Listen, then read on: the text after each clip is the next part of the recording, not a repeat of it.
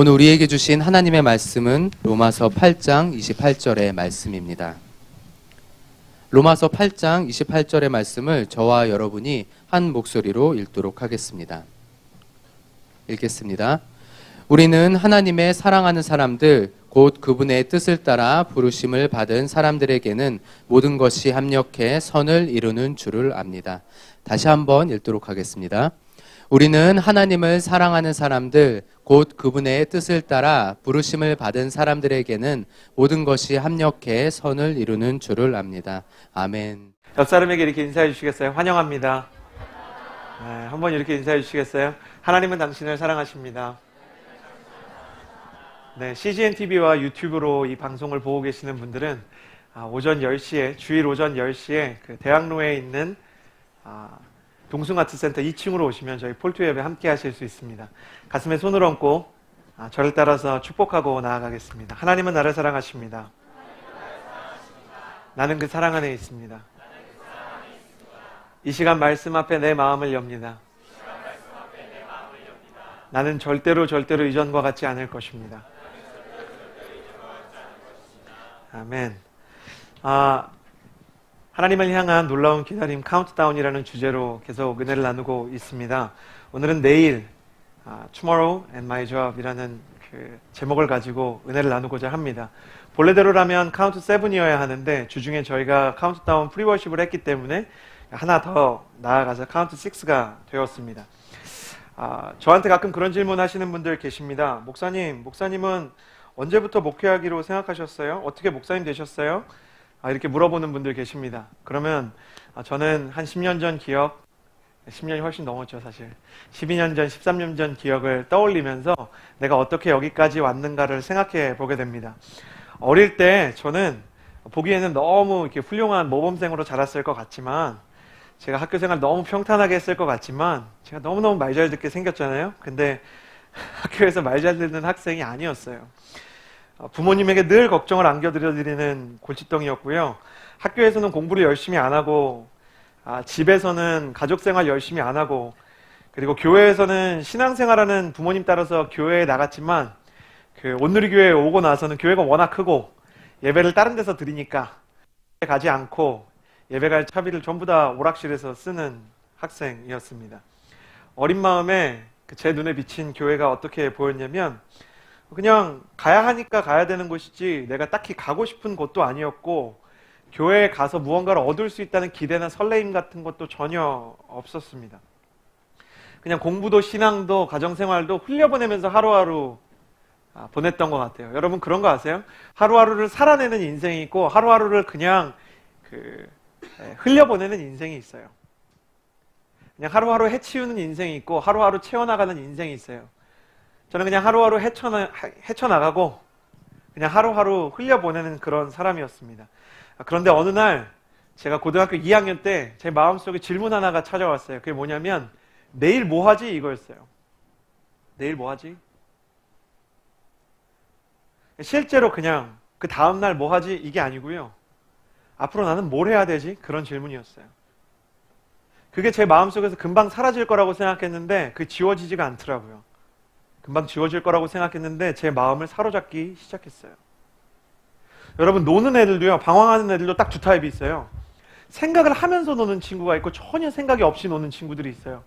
생각 없이 노는 분들과 너무너무 즐거운 생활을 보내고 있다면 생각이 있는 분들과 놀게 되시기를 주님의 이름으로 축복합니다.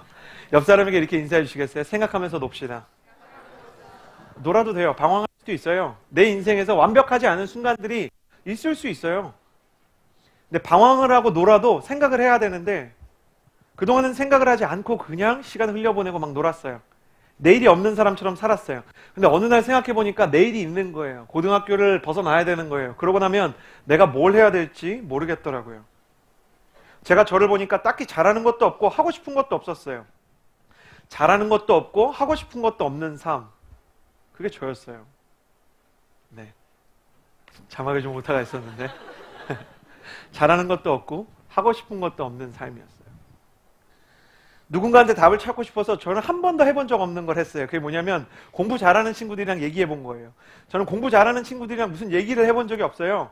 차라리 막 일본 만화 좋아하는 오타쿠들이 신기해서 그런 친구들이랑 얘기를 해봤지, 공부 잘하는 애들의 사고 구조를 저는 이해할 수가 없어서 그동안은 얘기 안 해봤는데 얘기하기 시작했어요. 점심 같이 먹자고. 제가 갑자기 점심 같이 먹자 그러니까 이 친구가 굉장히 당황하고 굉장히 부담스러워했지만, 어찌됐든 그 당시에 저의 삶이, 지금은 안 그런데 그 당시에 저의 삶이 학교에서 제가 밥 먹자 그러면 안 먹을 수 없는 그런 위치였어요.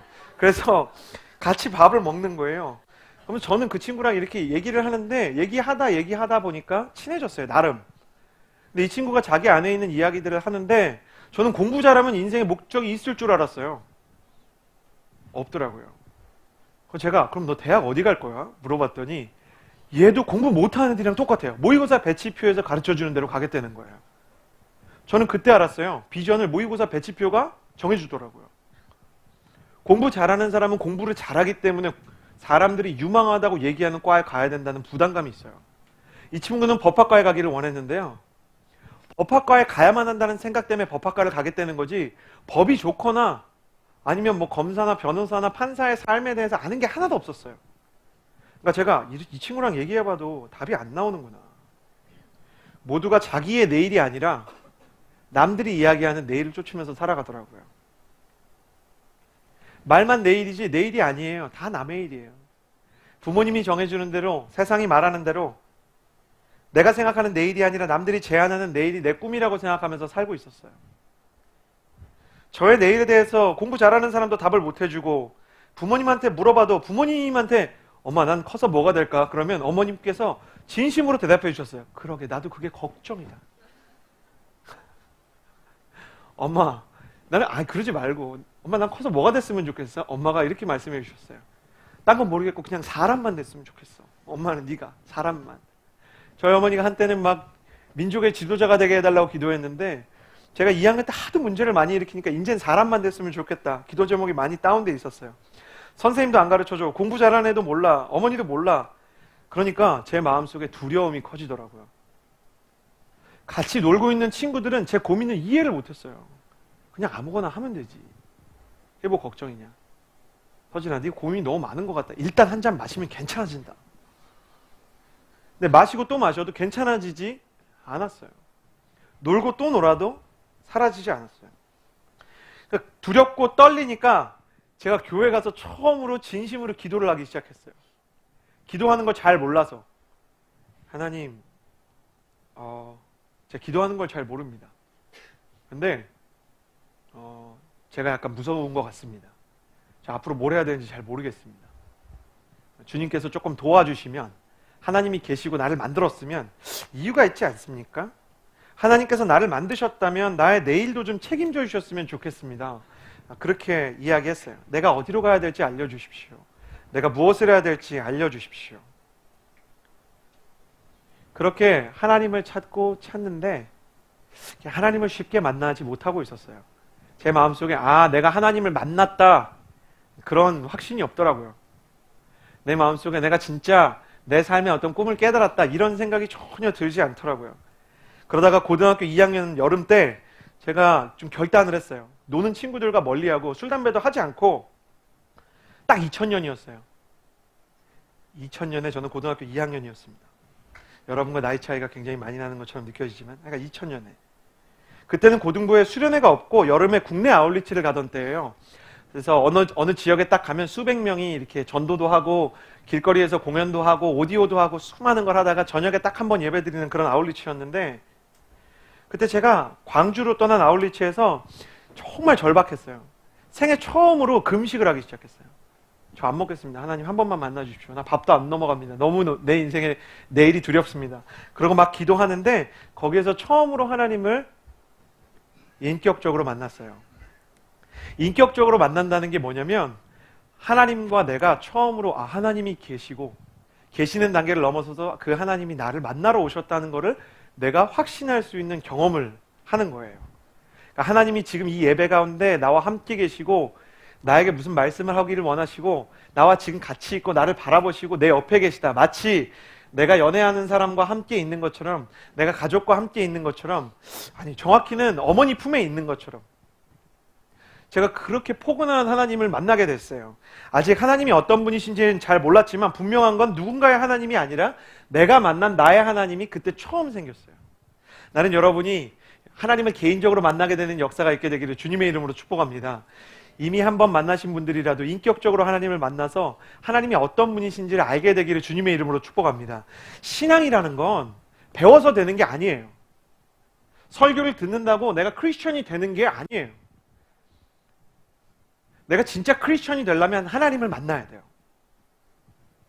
이게 참 어려운 거예요.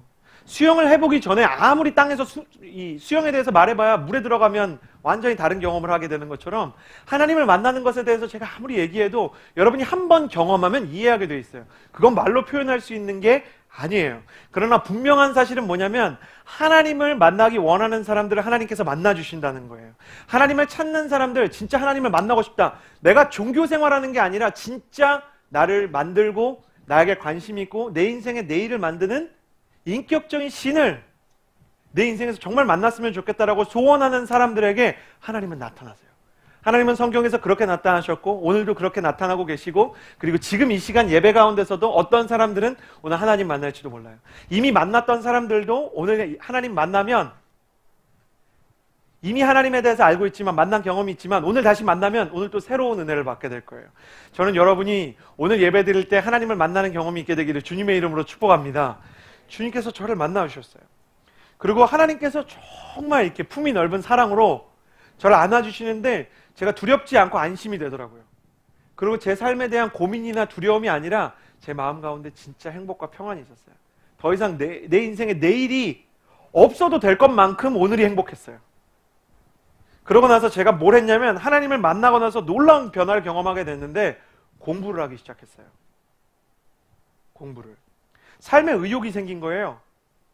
저는 거의 18살이었으니까 만으로 17살이죠. 만 17세. 전 17년 만에 처음으로 인생에 의욕이 생긴 것 같아요. 뭘 하고 싶다. 공부가 하고 싶었어요. 그건 진짜 놀라운 거였어요. 그래서 공부를 막 이렇게 하는 거예요. 제가 그때 공부 시작할 때 반에서 41등이었어요. 47명 중에. 뒤에 딱 6명 있었어요. 육상부 3명이랑 제 친구 3명. 제 친구 중에 제가 1등이었어요. 4명 중에 1등. 저희끼리 막 오그라드는 이름 뭐 4대 천왕 막 이런 거 붙여서 막 놀던 시절. 그래서 제가 공부로 1등이었어요. 저는 지략을 담당한다 막 이러고 놀고 있었어요. 41등인데 반에선 41등인데 그 팀에선 제가 7명이야. 그래서 막 놀고 있었어요. 너 앞으로 어떻게 하려고 그래? 41등이 막 43등 걱정해주는 그런 아름다운 문화. 전 그렇게 살았어요. 정말 공부 너무 못했어요. 정말. 그리고 육상부 3명. 육상부가 나 따라올까 봐 가끔 불안하고. 근데 그렇게 사는데 공부를 했어요. 그러니까 친구들이 진짜 놀래더라고요. 저는 그때 되게 중요한 걸 깨달았어요. 사람마다 때가 있어요. 사람마다 인생에서 주어지는 의욕이 오는 때가 있어요. 열정이 생기는 때가 있어요. 그 열정이 아무 때나 있을 것 같지만 열정이 생기는 때 그 열정을 가지고 무언가를 해야 돼요. 근데 제가 그 열정을 가지고 공부를 하면서 열심히 집에서도 공부하니까 가정예배, 저 빼고 가정예배 되게 열심히 드릴 때거든요. 여동생 제가 3명이 있어요. 되게 어린 여동생들 3명. 너무 귀여운 여동생들이 있었는데 성경 공부하다가 제가 공부하는 걸 본 그 셋째 동생이 엄마에게 이렇게 물어봤다 그래요. 엄마가 말하던 종말의 징조가 저거야? 엄마가 얘기하던 종말의 징조, 우리 오빠가 공부하는데 주님 내일 오셔? 막 진짜 그 순수한 마음에 천지가 두 쪽이 나고 홍해가 갈라지는 것도 믿는 애가 우리 오빠가 공부하는 건 신기한 거예요. 왜냐면 맨날 기도했거든요. 오빠가 공부하게 해달라고 기도하자. 그럼 동생이 솔직하잖아요. 애들은 엄마 아무리 기도해도 오빠 공부를 안 해. 아니야, 하나님 들어주실 거야. 그렇게 얘기하면서도 아무도 믿지 않았는데 진짜 공부를 하니까 동생이 오랜만에 한국 가서 저한테 하는 말이 뭐냐면 오빠가 공부하는 거 보고 하나님이 기도를 들어주시는 분이라는 걸 알았대요. 그래서 제가 열심히 공부하기 시작했어요. 그렇다 그래서 저한테 아직 명확한 목표가 생긴 건 아닌데 의욕이 먼저 생기더라고요. 저는 목표가 생겨야 의욕이 생기는 줄 알았는데 목표가 확실하지 않아도 의욕이 생길 수 있다는 걸 그때 처음 알았어요. 왜 목표도 없는데 의욕이 있었을까? 왜 내가 뭘 하겠다고 명확하게 정한 것도 아닌데 그렇게 열심히 살았을까?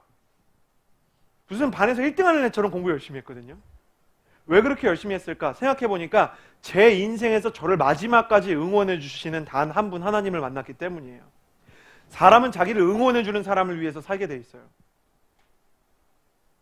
제가 전에 가족들과 함께 예배드릴 때 이야기했는데요. 신데렐라맨에 나오는 러셀 크로우가 아내가 극구 말리는 그 복싱 챔피언과 대결을 하기 위해서 가는데 아내가 안 가면 안 되냐고.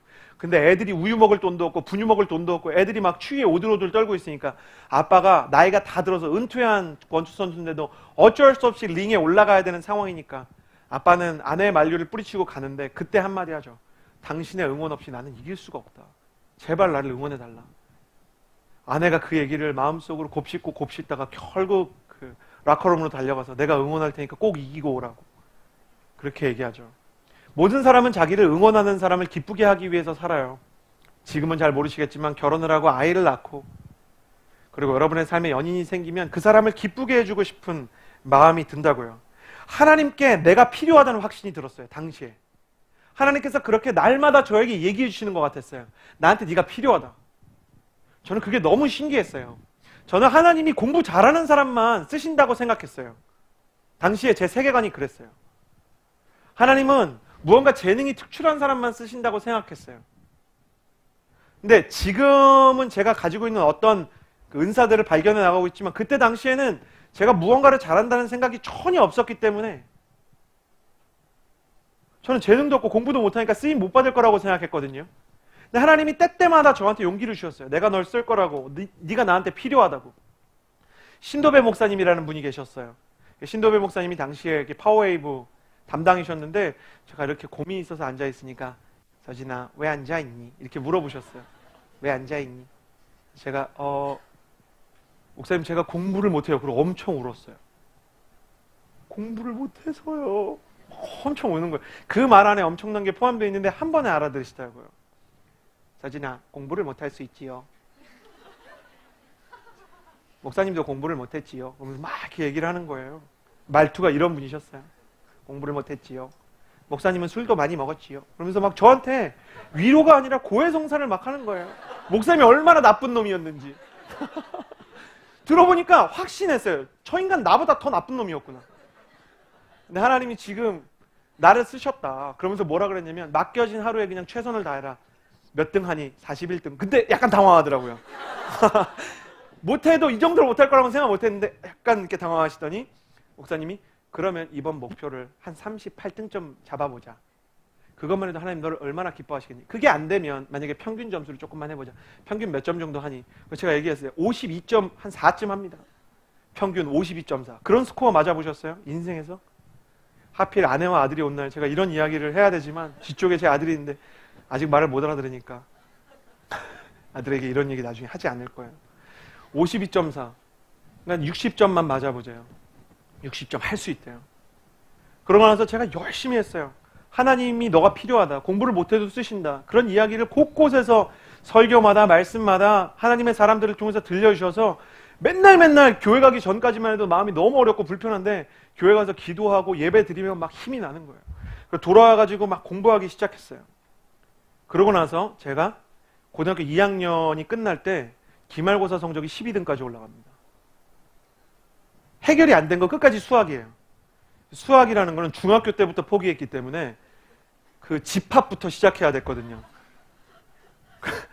그래서 수학은 끝까지 해결이 안 됐어요. 나머지는 다 됐어요. 공부를 하면 하나님께서 외워지게 해주셨어요. 그때 알았어요. 이게 은혜구나. 내가 최선을 다할 때 하나님이 불가능한 수준의 어떤 것을 주시는 게 은혜구나. 나의 최선과 하나님의 은혜가 만나면 진짜 인생이 재밌구나. 그렇게 공부를 하면서 그렇게 열심히 살면서 저는 하나님 앞에 계속 구하기 시작했어요. 하나님 제가 열심히 공부하는 거 이 공부에서 끝나는 거 아닙니다. 고등학교 공부 열심히 하면 뭐합니까? 맨날 이상한 거 물어보잖아요. 뭐 창을 몇 미터로 달리다가 던졌다. 그거를 얼만큼의 각도로 던졌을 때 어디까지 날아가겠냐. 그걸 왜 물어봐요? 던져보면 되지. 그런 걸 그런 걸 풀고 있는 내 자신이 너무 이건 아닌 것 같고 더한 목표가 필요한 것 같고 그때 읽었던 말씀이 바로 이 말씀이었어요. 로마서 8장 28절 같이 읽겠습니다. 시작. 네. 자막이 준비되면 오늘 말씀 같이 한번 읽어봅시다. 로마서 8장 28절 같이 읽습니다. 시작. 우리는 하나님을 사랑하는 사람들 선을 이루는 줄을. 저는 이 말씀을 읽었어요. 하나님을 사랑하는 사람들, 곧 그분의 뜻에 따라 부르심을 받은 사람들, 제가 보니까 제가 부르심을 받은 것 같아요. 제가 신앙을 가진 것 자체가 신기한 거예요. 저 같은 놈이. 저한테 진짜 좋은 게 하나 있었어요. 여러분이 저한테 배웠으면 좋겠는 거, 그 시절 저한테 배웠으면 좋겠는 게 있는데요. 하나님이 나를 만나주실 만한 사람이 아니라고 생각한 거. 그게 나름대로 영적인 겸손이었어요. 하나님이 저한테 뭐라도 작은 걸 해주시면 전 그게 되게 큰 은혜라고 생각했어요. 당연히 해주셔야 되는 게 아니라 하나님께서 나에게 이걸 선물로 주신 거라고 생각했어요. 그렇게 생각하니까 하나님이 나를 부르셨다고 생각이 됐어요. 하나님이 늘 나를 불러서 안아주시고 하나님이 늘 나를 불러서 격려하신다는 마음이 들었어요. 그 격려 안에서 힘을 얻고, 그리고 제가 그 다음에 뭐가 됐냐면 하나님을 사랑하는 사람이 됐어요. 오늘 말씀에 하나님을 사랑하는 사람들, 곧 그분의 뜻에 따라 부르심을 받은 사람들이라고 기록되어 있지만 원문을 보면 하나님을 사랑하는 사람들, 왜냐하면 그분의 뜻에 따라 부르심을 받은 사람들이라고 되어 있어요. 하나님에게 부르심을 받고 그분의 격려와 은혜를 받으면, 그분의 격려와 사랑을 받으면 사람은 하나님을 사랑하게 되어 있어요. 하나님을 만나고 그분의 격려와 용기와 은혜를 받으면 사람은 하나님을 사랑하게 되어 있어요. 그래서 여러분 젊은 시기에 하나님의 은혜를 사모하셔야 돼요. 젊은 시기에 하나님께서 주시는 사랑을 사모해야 돼요. 은혜란 하나님께서 주시는 격려예요. 은혜란 하나님께서 주시는 용기예요. 은혜란 하나님께서 주시는 열정이에요. 은혜란 하나님께서 주시는 꿈이에요. 나는 여러분이 하나님의 은혜에 충만한 사람이 되기를 주님의 이름으로 축복합니다. 하나님께서 여러분에게 은혜 주시기를 원하세요. 구하면, 진짜 구하는 마음이 있으면. 여러분이 이 아침에 나와 있는 것이 형식적인 종교 생활이 아니라 진짜 내가 하나님께 은혜 받기를 원하는 마음이 있다면 하나님은 그 마음을 채워주시기를 원하세요. 그러니까 여러분 은혜를 사모하는 사람이 되시기를 주님의 이름으로 축복합니다. 하나님께서 은혜를 사모하는 사람한테 은혜를 주시기를 원하신다고요. 저는 그 은혜 가운데서 계속 기도하기 시작했어요. 그런데 여러분 그런 거 아세요? 사람이 열정적으로 확 스포트를 쳤어요. 2학년 2학기에 엄청난 변화들을 겪었어요. 제가 큐티 모임이 학교에 있었는데 그 큐티 모임에 나갔어요. 점심 빨리 먹고. 공부 잘하는 애랑 똑같더라고요. 큐티하는 친구들 표정이. 저를 보고 얘가 여기 오다니 무슨 안 좋은 뜻이 있을까? 우리를 놀리러 온 걸 거야. 그래서 저는 첫날 잘 모르니까, 큐티 뭔지 모르니까, 신앙생활 같이 한다니까, 나도 예수님 좋은데 예수님 좋아한다니까 앉아서 같이 이렇게 아무것도 몰라가지고 그냥 듣고만 있었는데 다음날 큐티 장소가 바뀌었더라고요. 저한테 얘기가 없이 못 갔어요. 그 다음부터. 그런 경험들이 저한테 하나하나 쌓이면서 저의 마음을 상하게 했어요. 사람한테 상한 게 아니고요. 제 과거한테 상한 거예요. 저의 과거의 모습들이 저의 발목을 잡는다는 느낌이 들더라고요. 과거의 발목이 잡힌다. 차라리 생각 없이 놀 때는 과거가 아무 문제가 되지 않았는데 뭘 해보려고 하니까 과거가 문제가 되더라고요. 여러분 그런 거 아세요? 통계적으로 자살을 시도하는 사람들이 극심한 우울증에 시달리는 경우보다 극심한 우울증에서 조금씩 회복될 때 자살을 생각하는 경우가 훨씬 많습니다. 그러니까 극심한 우울증이고 무기력증에 빠져있을 때는 죽을 의욕도 없는 거예요. 아예. 근데 조금 회복하려고 해보니까 회복은 요만큼인데 우울은 아직 이만큼 남아있어요. 회복은 요만큼 되는데 우울은 아직 이만큼 남아있어요. 그러니까 언제 이걸 다 맺구나 싶어서 사람이 그만두고 싶은 거예요, 삶을. 뭘 해보려고 하는데 저도 안 되니까 어렵더라고요. 어떻게든 해보려고 매일 공부하고 성경 읽고 그래도 누가 건들면 화가 나고, 친구들은 계속 저를 과거로 돌아가게 하려고 그랬어요. 자고 일어났는데 가방이 없어요. 점심시간에. 가방이 어디 갔지? 핸드폰에 문자가 왔어요. 그 당시에는 핸드폰을 학교에 갖고 온 애도 많지 않았는데 저는 또 부모님 몰래 핸드폰 어떻게 또 개통해서 갖고 있었어요. 문자를 봤더니 친구가 가방을 돌려받고 싶으면 삼성 당구장으로 오래요. 제 친구들에게 5교시, 6교시는 없었어요. 점심시간이 끝나면 책상을 옥상에 올려두고 그냥 당구장에 가서 당구를 치다가 담임선생님이 무서워가지고 종례할 때는 또 들어왔어요. 그러다 걸리면 또 혼나고. 근데 제가 공부하고 수업 열심히 듣고 그러니까 친구들이 그게 싫은 거예요. 허세가 굉장히 많은 친구가 있었어요. 굉장히 막 우리는 역시 가족이야 뭐 이런 얘기하는 애 있잖아요. 근데 걔가 막 난 변해가는 네 모습이 싫다 뭐 이런 문자 보내고 막 저는 오그라들고 저는 답장으로 꺼져 막 이런 거 보내고. 그런데 친구들은 계속 저를 그 세계에 묶어놓으려고 그러고. 그래서 제가 친구들한테 이야기를 하려고 하루는 술 먹는 자리에 갔어요. 예수님 믿고 술 끊은 지가 오래됐는데 제가 술 마시는 자리에 오랜만에 가서 애들이 한참 이렇게 자기 속에 있는 이야기 할 때 저희는 약간 그런 타이밍이 있었거든요. 서로 장난치다가 서로 이렇게 좀 약간 고민되는 걸 이렇게 얘기하는 타이밍이 있었어요. 그때 이렇게 되게 허세스러운 거였는데 하여튼 있었어요.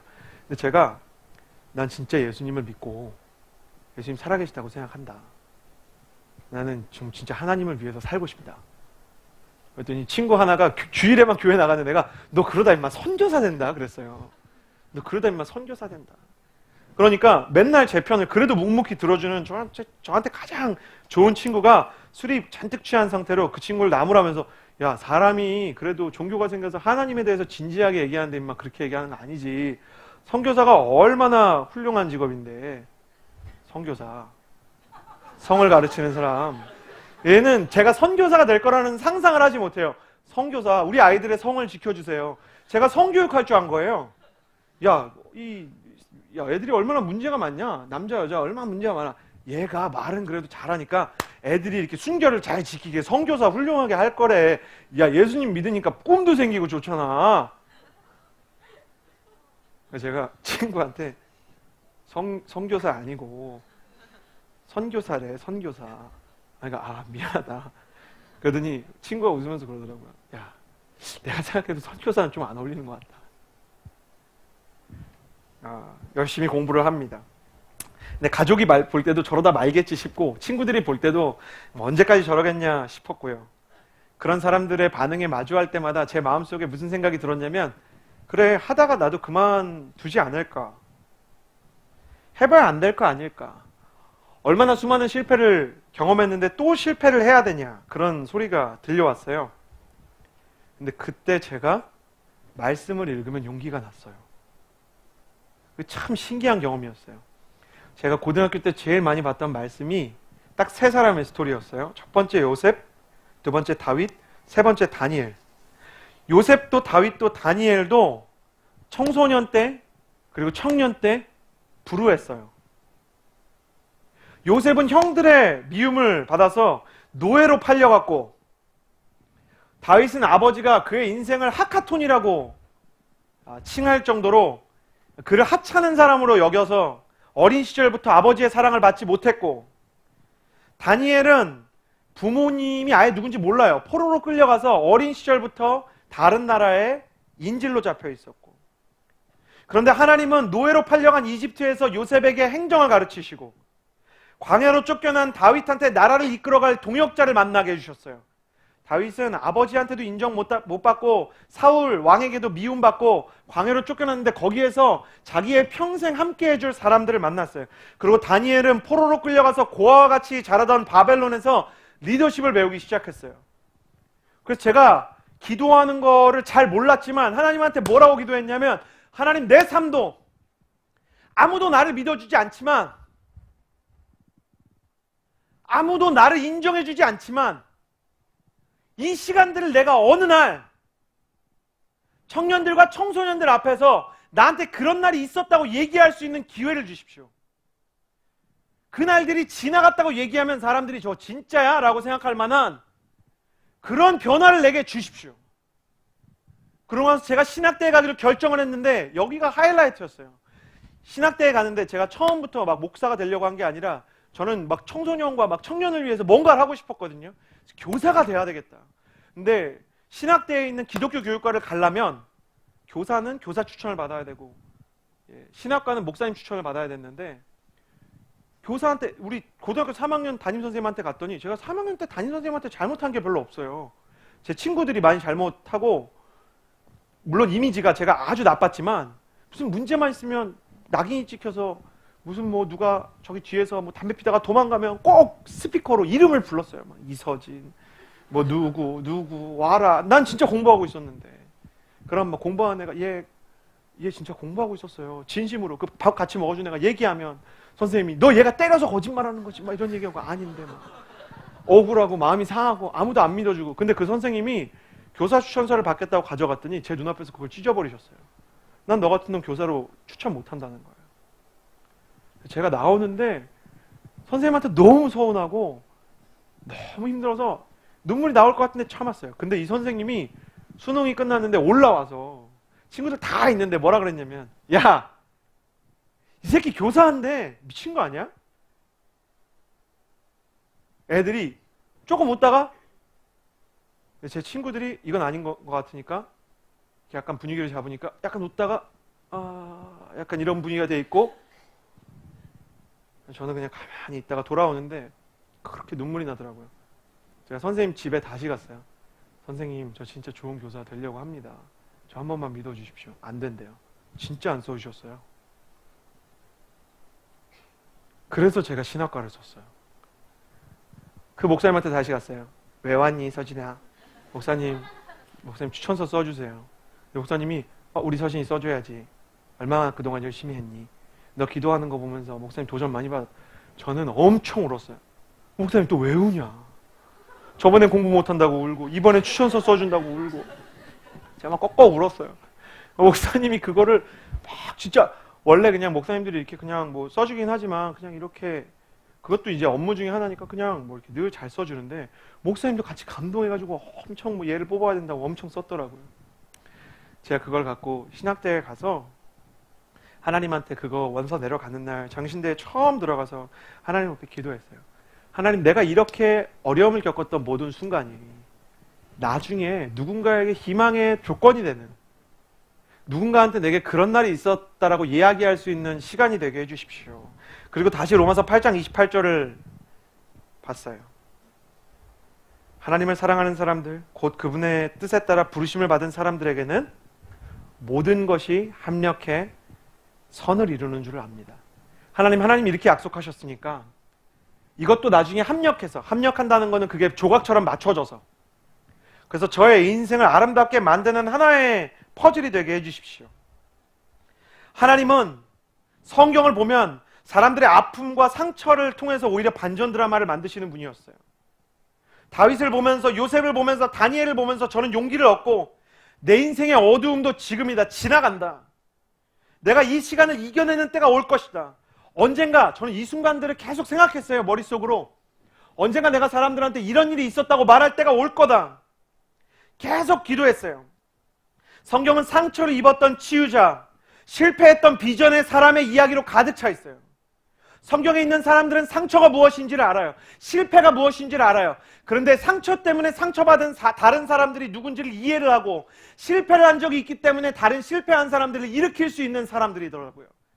그래서 제가 받았던 상처들과 제가 경험했던 실패들과 아무도 나를 믿어주지 않았던 그 외로운 시간들에서 하나님만 바라보고 살았던 그 시간들을 통해서 나는 여러분에게 동일한 일이 일어날 수 있다고 믿음으로 지금 이 이야기들을 하고 있는 것입니다. 여러분은 상처받았습니까? 아무도 여러분의 미래를 믿어주지 않습니까? 아무도 여러분의 내일이 가치 있다고 얘기해주지 않습니까? 그때 여러분이 하나님을 믿으면, 여러분이 지금 느끼고 있는 그 외로움과 상처가 나중에 진주 조개 속으로 들어간 이물질이 진주가 되어서 나오듯이 여러분의 인생을 빛나게 하는 하나의 재료가 되는 것을 경험할 수 있을 것입니다. 하나님은 아픔을 통해서 건강을 드러내시고 어두움을 통해서 빛을 드러냈어요. 상처는 치유의 재료가 되고 실패는 비전의 통로가 되게 돼 있어요. 제가 여러분에게 묻고 싶은 것은, 여러분이 오늘 교회에 나와서 저의 이야기를 듣고 있고 성경의 이야기를 보고 있지만, 다윗과 다니엘과 요셉의 이야기를 아는 사람들이 이 가운데 많지만 여러분에게 이 믿음이 있냐는 것이죠. 여러분의 지금 겪고 있는 상처들과 여러분이 겪고 있는 그 실패들이 훗날 여러분의 인생을 빛나게 할 아름다운 조각이 될 것이라는 것을 여러분이 믿냐는 거예요. 찰스 스펄전 이렇게 얘기했어요. 하나님에게는 쓰레기통이 없다고. 하나님에게 쓰레기통이 없어요. 하나님은 여러분의 인생에서 아무것도 버리지 않으실 거예요. 내 인생에서 가장 처절한 아픔과 괴로움과 고통의 순간도 하나님께서 그것을 통해서 다른 사람을 살리는 도구로 만들어 내실 거예요. 제가 오키나와에 갔는데, 오키나와는 유리공예가 되게 유명해요. 가면 오키나와 유리공예는 막 병들이 너무너무 예뻐요. 그리고 막 어떻게 이렇게 만들었나 싶은 수준의 유리공예들이 있어요. 근데 오키나와 유리공예의 특징이 있는데 그게 뭔지 아세요? 깨진 유리만 모아서 만들어요. 깨진 유리만. 깨진 유리를 모아서 녹여서 다시 이거를 공예를 해서 만들어내면 작품이 되는 거예요.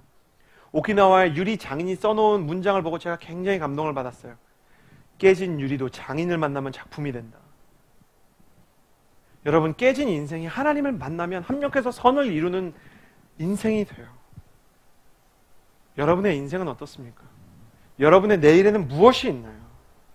여러분의 과거가 여러분의 미래의 발목을 잡는 것처럼 느껴지나요? 그렇지 않아요. 내 인생에서 버리고 싶은 기억이 있어도, 지워버리고 싶은 상처가 많아도, 내 인생이 바닥일지라도 하나님을 만나면 거기서부터 오르막길이 시작됩니다. 내 인생의 어두운 터널이 반드시 지나가고, 그 어두운 터널이 지나가고 나면 비전의 땅을 만나게 돼 있어요. 지금 이 순간에도 하나님은 나를 위해서 일하십니다. 저를 따라해 보시겠어요? 가슴에 손을 얹고, 하나님은 지금도 나를 위해 일하신다. 다시 한번, 하나님은 지금도 나를 위해 일하신다. 아멘. 여러분이 이것을 믿으셔야 돼요. 믿음은 믿음 자체로 아무것도 성취된 것이 아닌 것 같지만 그 믿음으로 인해서 은혜와 기적과 내일의 문이 열리는 것을 경험하는 사람들이 크리스천입니다. 믿음은 열쇠입니다. 내일을 엽니다. 내 인생에 대해서 하나님이 나를 믿어주시는 것만큼 나도 내 인생을 믿고 축복해야 됩니다. 그래서 여러분이 하셔야 되는 일이 있어요. 말을 바꿔야 돼요. 말을 바꿔야 돼요. 사람이 자기 삶과 말이 완전히 이렇게 밀접하게 연관이 돼 있어요. 제가 중학교 때 막 찍은 사진들이랑 제가 중학교 때 막 써놓은 글이랑 제가 중학교 때 말하던 습관 보면, 여러분 중학교 애들 걸어다니는 거 보셨어요? 중학교 남자애들 걸어다니는 거? 중학교 남자애들 이렇게 걸어다녀요. 사람이 이렇게 걷지 않아요. 중학교 남자애들은 이렇게 걸어요.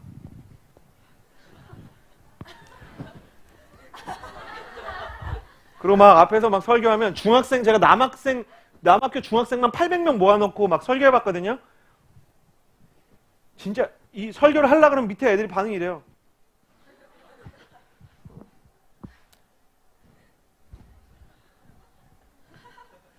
걔네들이 말하는 걸 보면 말과 삶이 놀랍게 연결되어 있어요. 걔네들이 이렇게 걸어다니면서 그러잖아요. 친구야, 우리 뭐 먹을래? 이렇게 얘기하지 않아요. 걸어다니면서 뭐 먹을 거냐고. 아무거나 먹자고. 그럼 저거 먹어. 싫다고. 말과 행동이 놀랍게 일치해요. 싱크로가 맞아요. 여러분, 이렇게 말하는 사람이 이렇게 행동하지 않습니다. 예를 들어, 하나님께서 나의 인생을 축복해 주실 줄 믿습니다. 이렇게 말하는 사람이 이렇게 걷지 않아요. 하나님께서 나의 인생을 축복해 주실 줄 믿습니다. 이렇게 하지 않아요. 왜 그런지 아세요? 언어 심리학을 배워보면 언어가 사람의 행동을 규정해요. 언어 철학을 배워보면 언어가 사람의 인생의 방향을 제시해요. 그래서 하이데거는 언어는 존재의 감옥이라 그랬어요. 그 말이 단순히 언어 안에 모든 것이 갇힌다, 그런 개념이 아니에요. 언어가 사람의 내일도 만들어요. 언어 중추가 얼마나 놀랍냐면, 제가 전에 말씀드렸지만 내가 늙어가는 것 같아. 그러면 피부는 늙을 준비를 합니다. 주름이 늘어났어. 그러면 주름이 늘어나야 되는구나 라고 생각을 한대요. 놀랍지 않습니까? 사람이 하는 말에 따라서 물도 결정이 변하는데, 자기에게 하는 말이 얼마나 자기에게 큰 영향을 미치는지 아십니까? 하나님 말씀으로 세상을 창조하셨어요. 여러분 인생에 대해서 뭐라고 말하십니까? 상처투성이에요. 그러면 상처를 받아야겠다. 영원히 주인비를 하게 돼 있어요. 내 인생은 앞날이 보이지 않아요. 앞날이 보이지 않아야겠다. 그렇게 생각하게 돼 있어요. 여러분, 말을 바꾸셔야 돼요. 기도할 때만이라도 선포를 바꾸셔야 돼요. 내 인생은 하나님이 이끄시는 방향대로 갈 것이다. 내 인생은 하나님이 합력하여 선을 이루는 방향대로 간다. 믿음이 생기면 말을 변화시키는 것 같지만, 말을 변화시키면 믿음이 따라오는 경우가 허다합니다. 우리가 왜 찬양합니까? 처음에 찬양할 땐 마음이 따라가지 않지만 찬양하다 보면 마음이 따라가는 경우가 대부분이죠. 그렇지 않습니까? 찬양 너무 하고 싶어서 막 들어올 때부터, 해화역에서부터 여러분 이러고 오셨어요? 오늘 진짜 찬양해야지. 나 진짜 첫 곡부터 놓치지 않을 거야.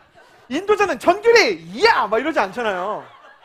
우리가 그러지 않잖아요. 찬양하다 보면 저 고백이 내 고백이 되잖아요. 왜 그렇게 합니까? 믿음의 선포가 내 마음을 바꾸고 마음이 내 인생을 바꾸기 때문이에요. 말을 바꿔야 돼요. 저를 한번 따라해 보시겠어요? 내 인생은 하나님이 책임지신다.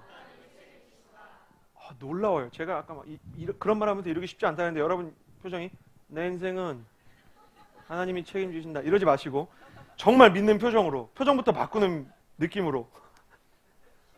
바꾸기 쉽지 않으면 나중에 바꿔도 될 것 같아요. 하여간 저를 따라해 보세요. 내 인생은 하나님이 책임지신다. 내 인생의 내일은 하나님의 손안에 있다. 내 인생의 어제는 나의 내일을 붙잡을 수 없다. 이걸 제가 대학교 1학년 때 매일 했어요. 두려울 때마다, 외로울 때마다. 제가 제일 양심의 가책을 느꼈던 때는 제가 과거에 한번 이렇게 자는데 시끄럽게 군다고 막 사정없이 때렸던 친구가 신학교 동기로 들어와서 이 친구가 저를 보고 웃으면서 물어보더라고요. 신학하려고? 제가 그 친구한테 너무 미안해가지고 그 친구 졸업할 때까지 해달라는 거 다 해줬어요. 그러면서 친구가 나중에 제가 그 얘기를, 과거 얘기를 다시 할 수도 없고 되게 미안했거든요. 먼저 미안하다고 얘기하면 또 더, 근데 친구가 먼저 얘기하더라고요. 과거에 그랬던 일이 있기 때문에 조금 어색해하는 거 안다. 근데 진짜 괜찮다. 이유가 두 개인데, 첫째는 내가 진짜 하나님의 사람으로 변화됐다. 그 친구가 맨날 이렇게 오락하던 친구였거든요. 진짜 성자처럼 변했더라고요. 두 번째는 내가 볼 때 하나님이 너를 변화시킨 걸 나는 믿는다. 저는 그 말이 되게 큰 위로가 됐어요. 진짜 미안했거든요. 그래서 제가 그 친구랑 같이 기도하면서 내 인생 하나님 이끌어 주시는 줄 믿습니다. 아무것도 안 변하는 것 같아도 하나님이 내 인생 변화시킨다고 믿습니다. 그렇게 선포했어요. 여러분, 여러분의 인생에 대해서 여러분이 축복했으면 좋겠어요. 여러분의 삶을 여러분이 사랑했으면 좋겠어요. 왜 그게 안 되죠? 왜 그게 안 될까요? 왜 우리는 우리의 삶을 사랑하는 게 어려울까요? 이유는 한 가지예요. 기대했다가 실망하는 게 두려운 거예요.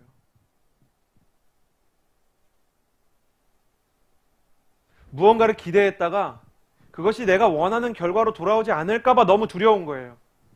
시험 진짜 잘 봐도 이렇게 말하지 않아요. 나 시험 잘 본 것 같아 이렇게 말하지 않아요. 조금 어려웠던 것 같아. 그거 막 실수했는데 막 이러면서. 제가 공부 막 열심히 시작할 때 얼마나 속상했는지 몰라요. 공부 잘하는 애들끼리 나 진짜 2개 틀렸어. 난 20개 틀렸는데.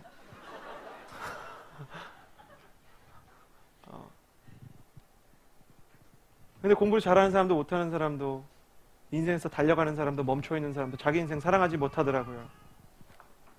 기대하는 건 실망의 문턱이 될까봐. 그래도 하나님은 기대하라고 말씀하세요. 다시 한번, 믿음은 쉬운 게 아닙니다. 기대해야 되기 때문이죠. 소망은 쉬운 게 아닙니다. 다시 한번 설레어야 되기 때문이죠. 20대에 벌써부터 자기 인생에 대한 기대와 설레임을 모두 잃은 사람이 있다면 저는 여러분을 축복합니다. 하나님께서 오늘 여러분에게 기도하는 동안 기대와 설레임을 회복해 주시기를 주님의 이름으로 축복합니다. 하나님에게는 쓰레기통이 없어요. 당신의 인생의 모든 부분을 합력해서 선으로 이루실 것입니다.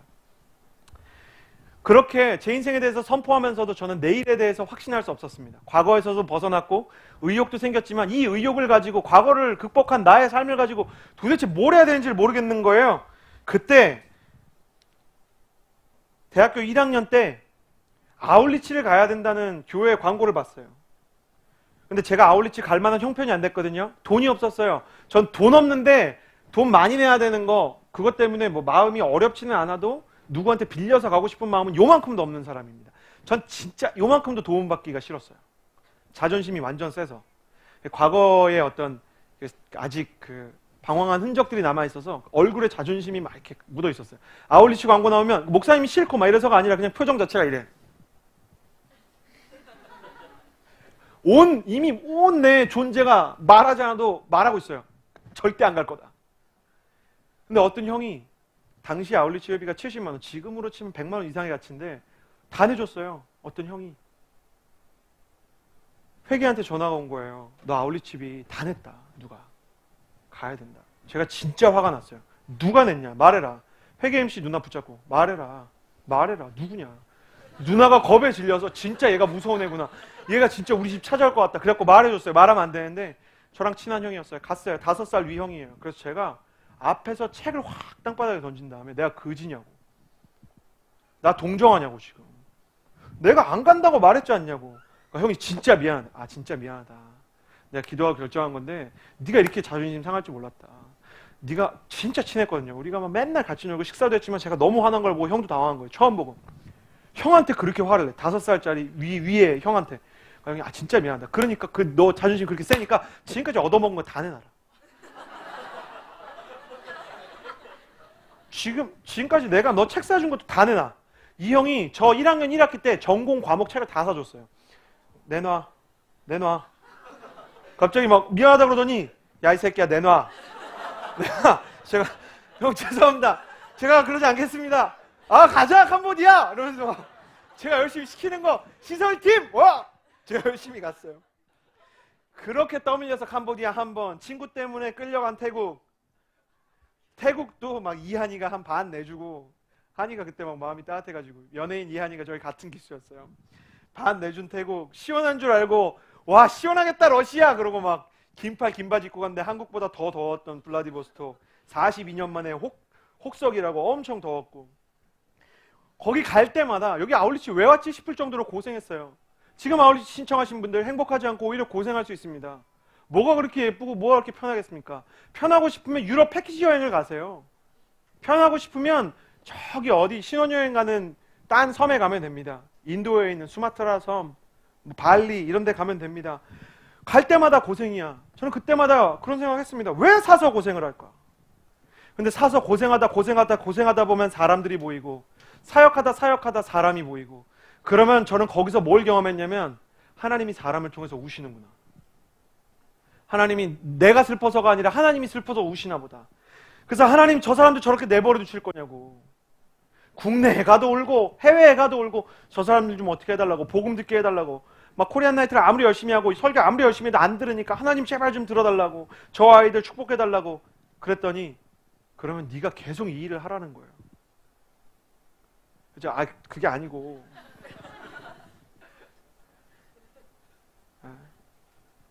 그런데 제가 그 하나님의 마음에 설득이 돼서 결국 신학대학원에 가고 목회를 하게 된 것이죠. 사람은 하나님을 만나서 꽤 오랜 기간 동안 자기 비전을 깨닫지 못하고 살 수 있습니다. 그러나 하나님께서 동행하는 동안 자연스럽게 자기 인생의 내일에 대한 하나님의 계획을 알게 돼요. 이걸 소위 하나님의 마음을 알게 된다는 거예요. 사람들이 물어봐요. 아울리치 왜 가냐고. 그럼 전 대답해요. 아울리치 가면 땅끝에서 당신 기다리는 하나님 만날 수 있다고. 저한테 이유는 그거 하나예요. 땅끝에서 당신을 기다리시는 하나님 만나러 가라고. 그곳에 가면 하나님의 시각과 하나님의 마음으로 세상과 내 인생을 해석할 수 있게 된다고. 내 인생을 왜 던질 수 없을까요? 내 인생을 왜 불태울 수 없을까요? 내 거라고 생각하니까 못 불태우는 거예요. 절대 내 거니까 이건 너무 소중해서 못 불태운다는 거예요. 근데 내 인생이 하나님의 것이라고 생각하면 불태우게 돼 있습니다. 내 인생이 하나님의 것이라고 생각하면 사정없이 던지게 돼 있어요. 내 인생에서 내 계획이 중요한 게 아니라 하나님의 계획이 중요하기 때문에 그 계획 만나러 내가 가겠다는 거예요. 망설이지 마십시오. 부르면 가는 겁니다. 심플하게 생각하십시오. 하나님의 비전을 구하는 여러분이요, 왜 부를 때 안 갑니까? 부를 때 가지 않으면서, 하나님이 찾으실 때 발견되지 않으면서 어떻게 하나님의 비전을 이루는 사람이 되게 해달라고 이야기할 수 있습니까? 세상에는 딱 2개의 장소밖에 없습니다. 첫 번째 하나님이 계신 곳, 두 번째 하나님이 계시지 않은 곳. 내가 아무리 세상의 중심에 있는 것 같아도 하나님이 거기 계시지 않으면 내 인생은 허무한 낭떠러지일 뿐입니다. 그러나 아무리 내가 세상의 변두리에 있는 것 같아도 하나님이 거기 계시면 거기가 세상의 중심이에요. 왜냐하면 온 우주의 중심이신 하나님이 거기 계시기 때문입니다. 여러분 생각해 보세요. 온 세계가 한류라고 엑소를 떠받들고 있고 소녀시대가 나타나는 곳마다 사람들이 소리를 지릅니다. 그러나 정작 한국에 있는 사람들은 그만큼 행복한가요? 한국에 있는 청년들은 여전히 OECD 가입국가 중에 자살률이 1위예요. 아무리 세상이 화려해도, 내가 그 화려한 곳 한복판에 서 있어도 내 인생의 내일이, 내가 가야 할 길이 보여지지 않는다면 떠나십시오. 여행을 빙자로 방황하는 영혼들의 떠돌이 생활을 접고 화려한 도시들과 나라들과 볼거리와 먹거리와 놀거리를 내려놓고 하나님이 부르시는 곳을 향해서 가십시오. 내 재능을 넘어서, 문화를 넘어서, 고민의 울타리를 넘어서 내 염려를 접어두고 가는 것입니다. 나는 여러분이 이 여름을 하나님과 함께 하는 시간으로 보냈으면 좋겠습니다. 주보 안에 보면 몽골 아울리치 팀은 전부 마감이 됐습니다. 러시아, 인도네시아 가십시오. 내 인생의 해답을 발견하러 가십시오. 하나님이 기다리시는 곳으로 가십시오. 그냥 고민하지 말고, 주저하지 말고, 금액을 걱정하지 말고. 저처럼 어떤 형이 하나 나타나겠죠. 내가 못 가면 보내주세요. 내가 못 가면 옆 사람한테 너라도 가라고 회비를 모아서 쥐어주세요. 왜 그렇게 못합니까? 믿음의 선배라면서, 얘가 잘 됐으면 좋겠다면서요. 왜 그렇게 못해줍니까? 왜 사랑하는 동생들한테, 아울리치 주저하고 있는 동생들한테 갈 수 있도록 후원 한번 해주지 못하고 대학부 생활을 흘려보내고 있나요? 보내세요. 아니면 가세요. 하나님께서 나는 여러분을 기다리고 있다고 생각합니다. 스크루테이프의 편지라는 책이 있습니다. 그 책에 보면 악마가 인간의 영혼을 망가뜨리는 방법에 대해서 노련한 삼촌 스크루테이프 악마가 조카 워무드한테 책을 써줬습니다. 편지를 써주는 거예요. 이렇게 하면 인간이 망가진단다.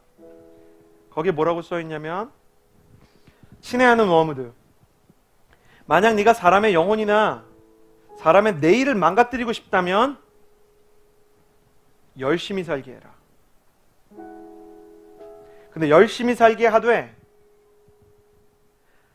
하나님을 생각하거나 자기 인생의 가치를 고민할 시간이 없을 정도로 열심히 살게 해라. 그런 시간만 없다면, 그런 묵상의 장소만 없다면 그의 영혼과 인생은 아무리 열심히 달려도 망가지고 말 것이다. 사람이 얼마나 웃긴지 아니? 돈 벌려고 망친 건강을 다시 회복하려고 돈을 쓴단다. 진짜 그래요. 담배 인상공사 가보니까 담배 인상공사인데 담배랑 인삼을 같이 해요. 거기 이렇게 써있어요. 담배로 망친 건강 홍삼으로 되찾자. 이게 세상이에요. 웃기지 않습니까? 저희 전도사님 중에는 카지노에서 일했던 분이 있는데요. 카지노에 없는 거 3개 있어요. 거울, 창문, 시계. 이거 3개는 절대 없어요. 어떤 카지노에도. 딜러들은 40분 딜러하면 20분 쉬게 합니다. 사람이 정신이 나가기 때문에. 도박에 빠져있는 사람은 진짜 열심히 사는데 거울, 시계, 창문이 없어서 자기가 어떻게 변해가는지를 전혀 몰라요. Look at you. 여러분을 보세요. Look at your life. 여러분의 삶을 한번 보세요. 하나님과 함께 동행하고 있습니까? 여러분이 하나님과 동행한다면, 하나님의 부르심을 입어서 그분을 사랑하게 되었다면 여러분의 인생에 합력해서 선이 이루어지는 것을 볼 것입니다. 내가 만약 그런 경험을 하고 싶다면, 인격적인 하나님 만나고 싶다면 주저 말고 아울리치 신청하십시오. 땅끝에서 만나시는 하나님 만날 것입니다. 이 시간에 같이 기도합시다.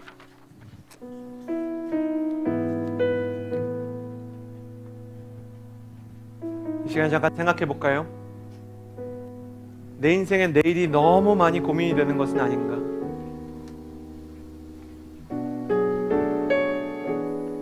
내 인생의 내일이 너무 많은 두려움 가운데 헤매이고 있는 것은 아닌가? 여러분, 고등학교 때 저처럼 두렵지 않습니까? 여러분의 삶의 내일이 막막하게 느껴지고 나의 인생의 과거가 내 인생의 내일의 문을 향해 가는 내 발걸음을, 그 발목을 붙잡고 있는 것처럼 느껴지고, 그때 주님이 말씀하십니다. 내가 너를 지명하여 불렀나니 너는 내 것이라. 네가 나를 사랑하면 모든 것이 합력하여 선을 이루는 것을 경험하게 될 것이다. 이 시간 첫 번째, 우리 이것을 위해서 기도합시다. 하나님,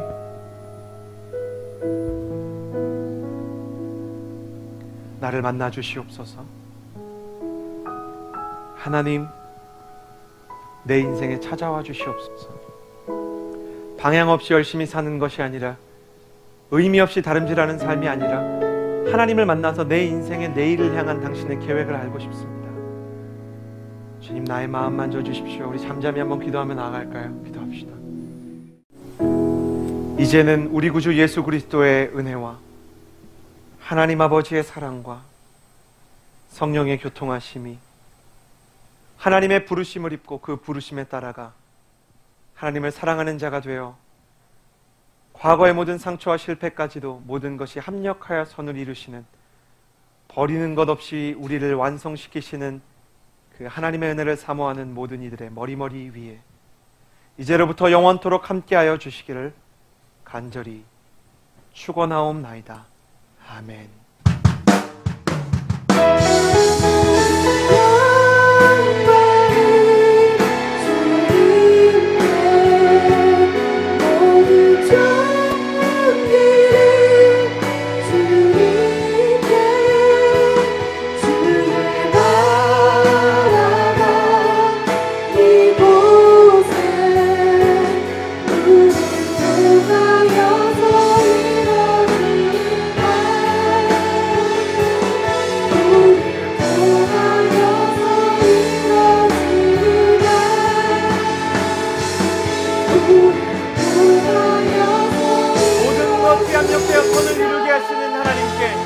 영광과 감사의 박수를 올려드리겠습니다.